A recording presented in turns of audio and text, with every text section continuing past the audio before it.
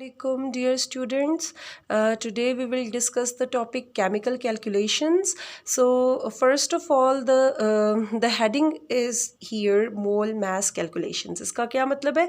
यानी कि आपको mole to mass calculation करनी है, यानी कि mole और mass में क्या relationship है.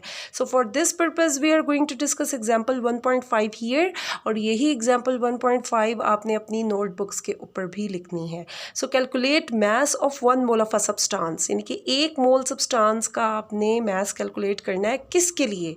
Calculate the molar message of sodium. अब सोडियम एक ऐसा एलिमेंट है जो कि एटॉमिक स्टेट में एग्जिस्ट करता है, तो जब आप इसका मोलर मैस करेंगे तो वो क्या होगा? वो ग्राम एटॉमिक मैस होगा. ठीक है, इसीलिए वो मोलर मैस भी कहलाता है. Gram atomic mass of sodium is equal to molar mass of sodium.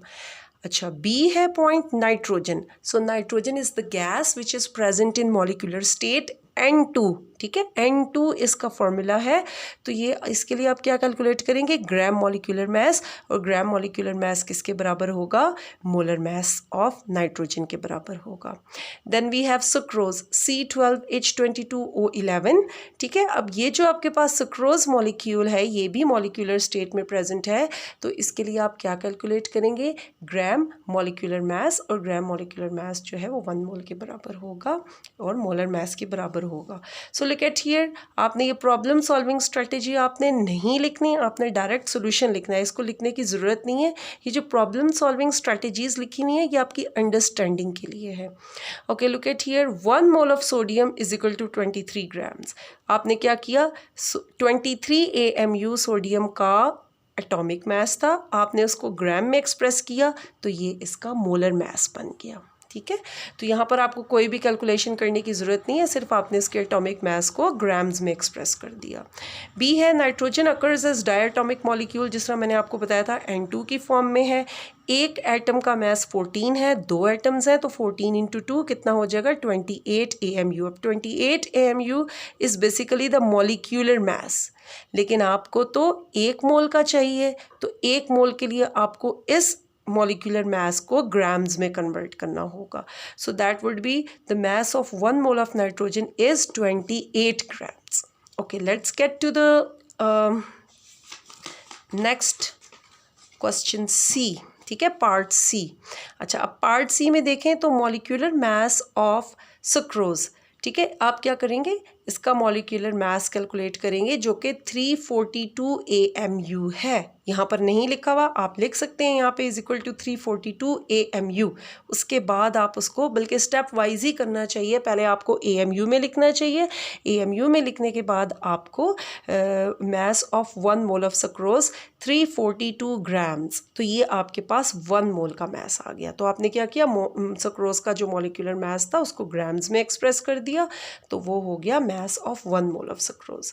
Okay students, उसके बाद आपने करना है सेल्फ असेसमेंट एक्सरसाइज 1.8. उसमें बिल्कुल ये जैसे अभी मैंने आपको एग्जाम्पल समझाई है, same you will follow the example and you will solve this question. So look at here, the question is calculate the mass of 1 mole of copper. अब कॉपर किस फॉर्म में प्रेजेंट है? एटॉमिक स्टेट में.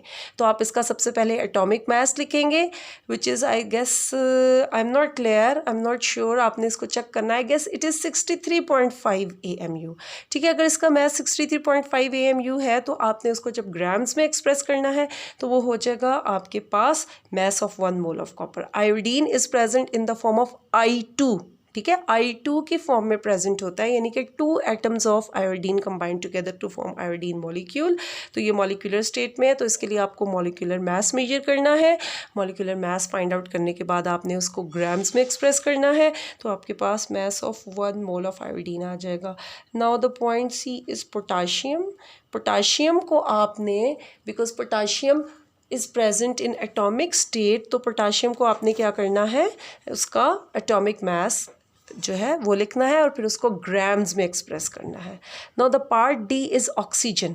Oxygen is present in molecular state, तो again आपने इसका molecular mass find out करना है. मॉलिक्यूलर मैस फाइंड आउट करने के बाद आपने उसको ग्राम्स में एक्सप्रेस करना है, तो ये आपके पास आ जाएगा mess of 1 mole of oxygen. ठीक है स्टूडेंट्स। अब ये आपने बिल्कुल जिस तरह ये एग्जाम्पल हुई हुई है ना कि पहले आपने उसका मॉलिक्यूलर मास या एटॉमिक मास लिखना है AMU में, फिर उसको ग्राम्स में एक्सप्रेस करना है, तो इन सब के लिए भी यही प्रोसीजर करना है और यही मैंने चेक करना है कि स्टूडेंट्स किस तरह से इसको सॉल्व करते हैं। वो